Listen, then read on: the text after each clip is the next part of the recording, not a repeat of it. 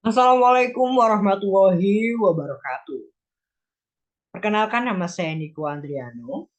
Di sini saya akan membahas mengenai soft skill. Seperti yang teman-teman ketahui, soft skill itu adalah kemampuan yang ada dalam diri kita dan harus kita miliki.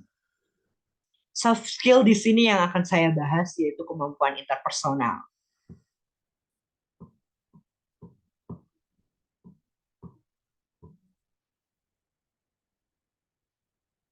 Soft skill, kemampuan interpersonal.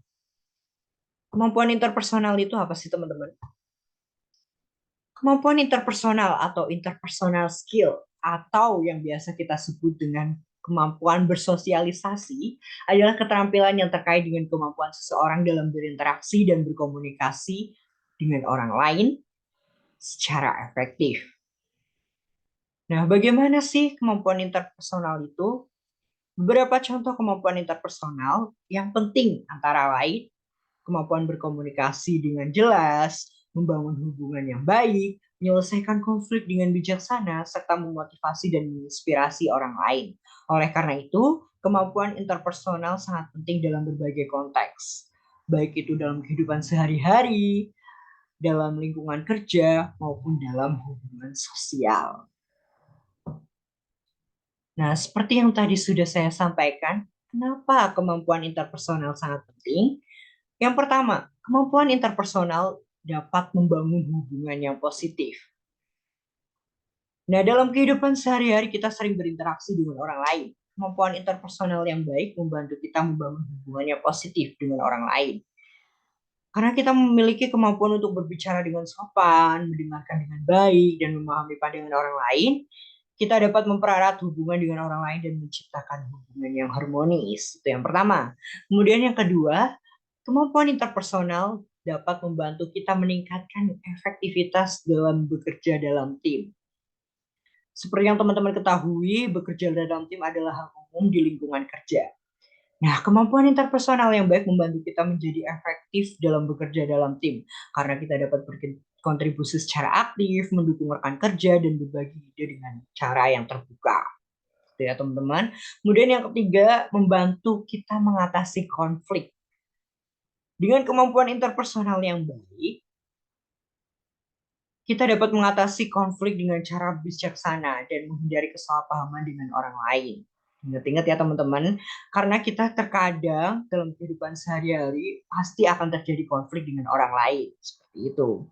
Kemudian yang keempat, kemampuan interpersonal membantu meningkatkan kepercayaan diri kita.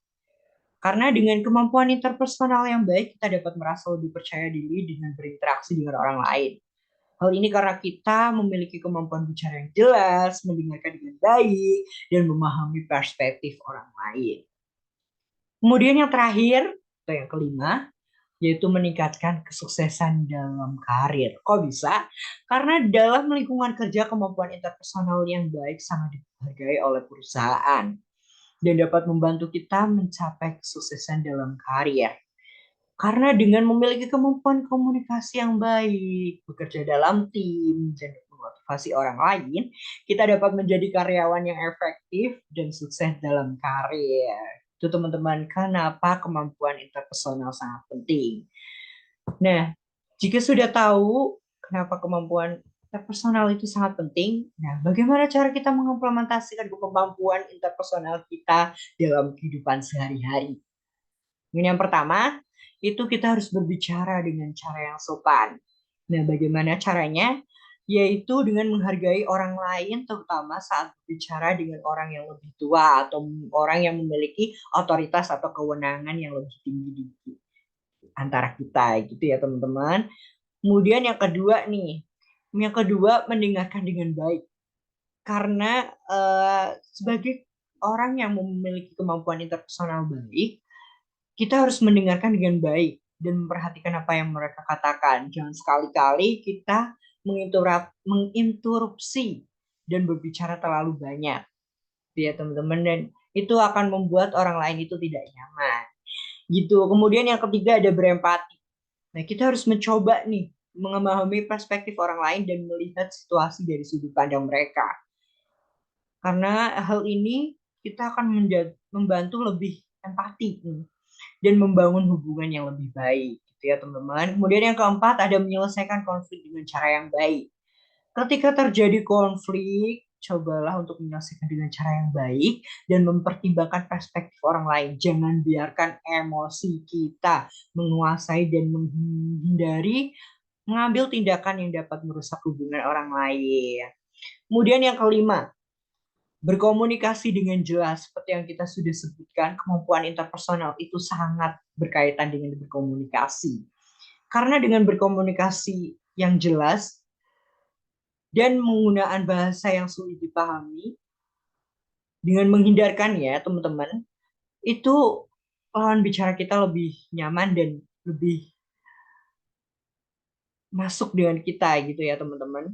Kemudian yang keenam ada bekerja dalam tim. Seperti yang tadi saya sebutkan, dalam perusahaan itu bekerja dalam tim adalah hal umum.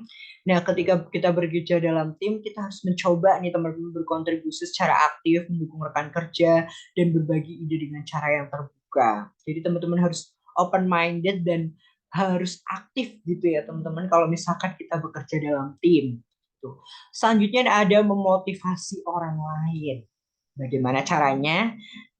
Kita harus memotivasi dan menginspirasi orang lain dengan memberikan dukungan dan dorongan yang diperlukan untuk mencapai tujuan bersama.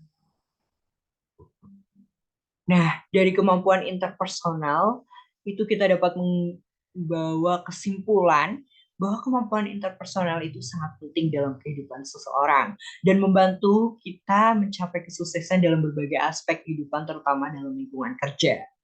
Oleh karena itu, penting untuk kita mengembangkan kemampuan interpersonal dengan terus berlatih dan belajar dari pengalaman.